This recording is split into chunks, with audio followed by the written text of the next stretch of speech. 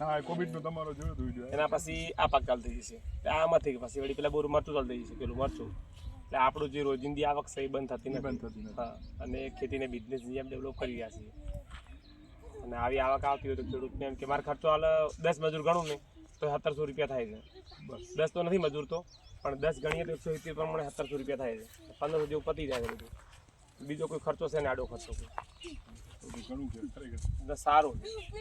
અને 10,000 વધે તો શું ખોટા રોજના કાંઈ. હા એ છે આટલી ખેડૂતની આવક જોઈએ સાંભળીને મજા આવી જાય છે. આટલી બધી ખેડૂતની આવક તો બીજું શું હોય.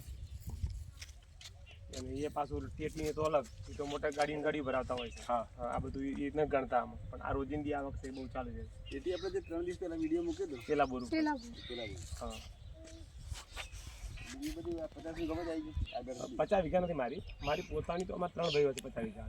મારા ભાગમાં 16 વીઘા આવે, 16 તરી 48.